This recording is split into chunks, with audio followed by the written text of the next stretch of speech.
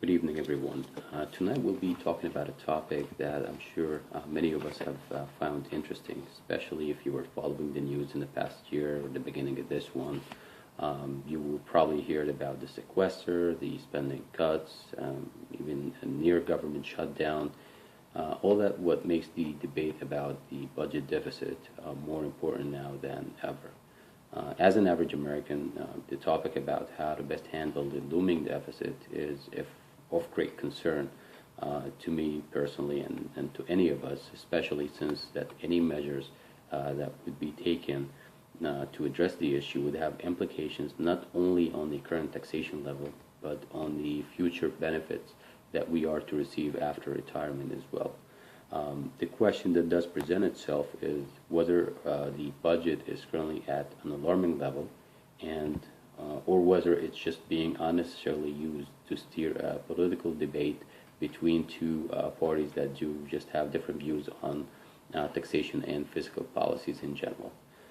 It is important for us, of course, to just stay aware of the current situation, and that will help us determine, who to vote for and who to follow, and it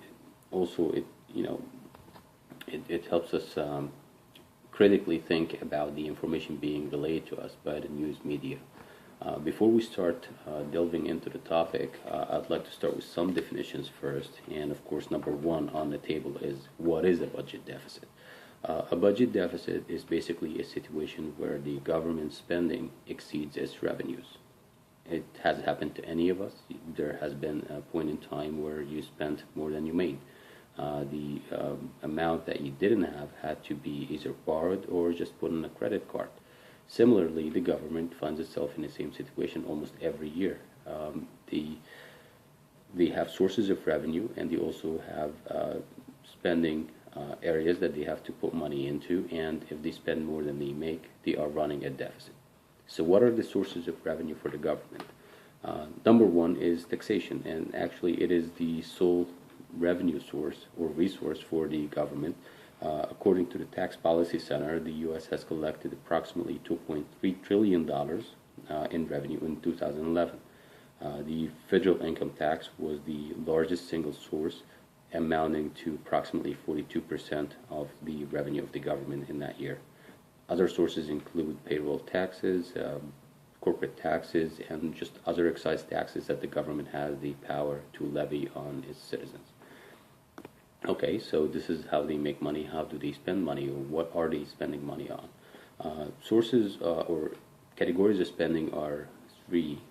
Number one is mandatory spending, and that accounted to about 55% of overall spending from the budget. Money that goes to Medicare or Medicaid, or even defense spending is considered to be mandatory. There is also the discretionary spending, which is money that goes into programs such as the food stamps, unemployment, highway construction, student loans.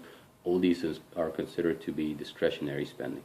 The last category, which is least important really, but it's just still worth mentioning, is the debt service. This is the interest that the government has to pay on current outstanding debt. Think of it as your credit card interest, which comes to about 5% of the latest budget, especially with the interest rates being at historical lows.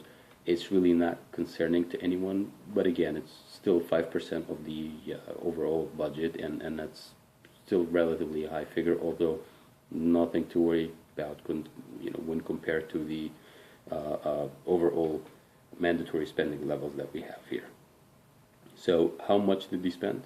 $3.6 trillion. They made 2.3, they spent 3.6. That means we're running a deficit of $1.3 trillion in 2011. Okay, is that too much? How do we put this in perspective? Well, number one, this amounts to approximately 8.7% of our GDP. That is 8.7% of the total amount of goods and products that are produced within the United States in that year. These figures are, of course, according to the Office of Congressional Budgets. So how do we balance the budget, which is the question and the matter of debate at the moment? There are three ways to go about it. Number one is to increase revenues by increasing taxation. Number two is to decrease spending by cutting existing programs or reducing the amount of money that go into it. technically to discretionary spending.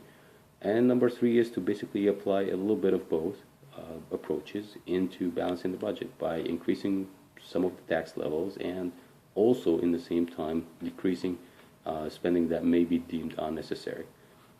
The debate about which approach to take has risen to prominence lately with a near government shutdown and also an exploration of the Bush tax cuts. Those of us who received our paychecks recently probably have noticed a 2% increase in payroll taxes, so it does affect us. That debate is very important to us, and it is very important for us to stay informed about it. Now, the question that I have personally asked myself, was that increase warranted?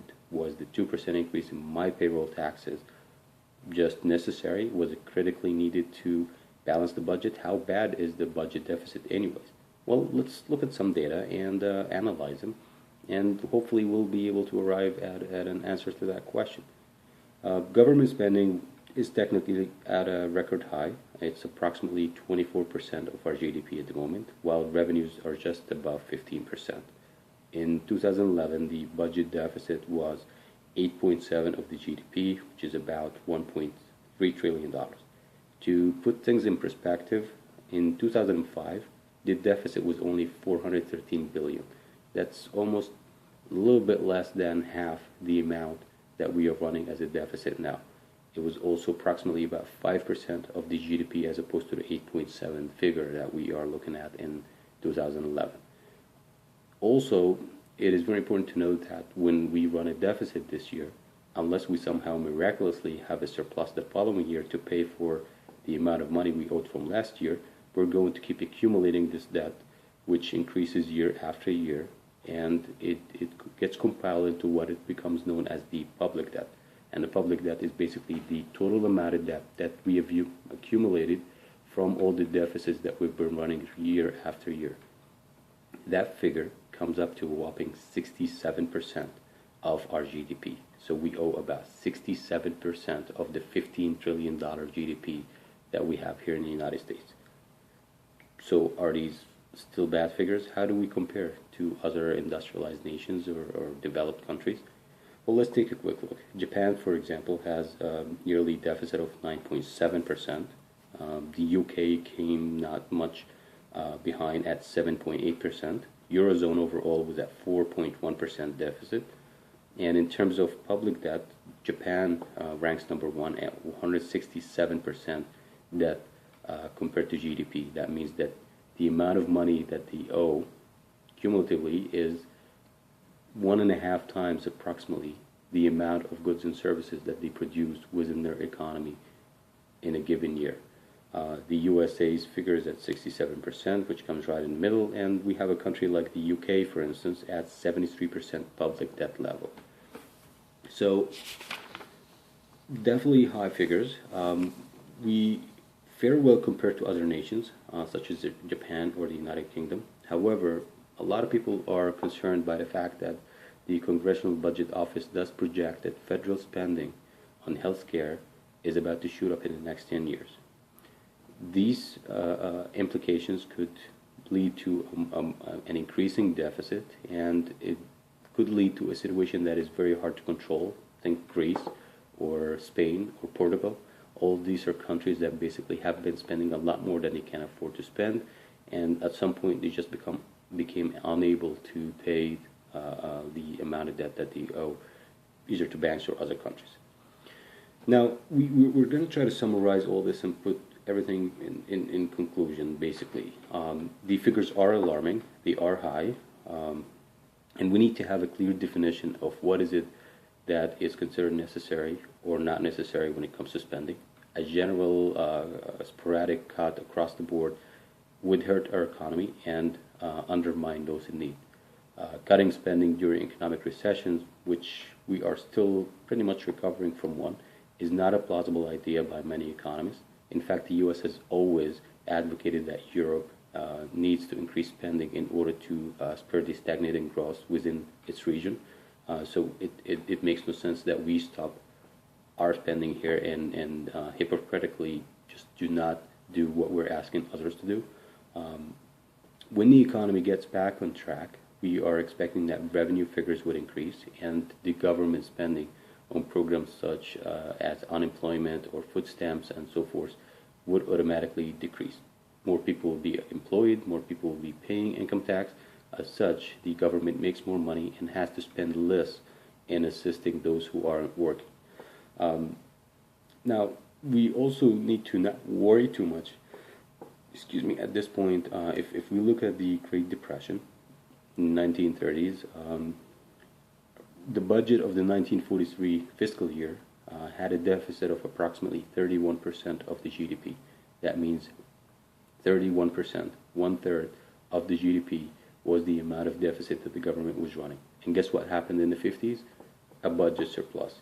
Similarly, in the early 1990s, the deficit was approximately 6%, still kind of low compared to the 8.7 that we have now, but also not a very low figure. 6% comes in.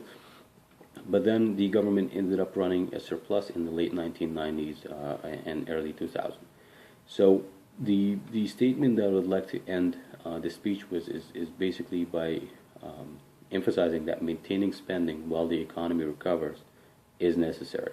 It is similar to the high medical bill that we have to pay for recovery. I don't see any of us deciding to unplug the oxygen mask to save some money on a bill while the patient's still unrecovered. We have to wait until the patient recovers, and once he is, then we start assessing the damage and looking into ways to curb our spending and also maybe increase our revenues. Once that happens, that debate will be much more meaningful.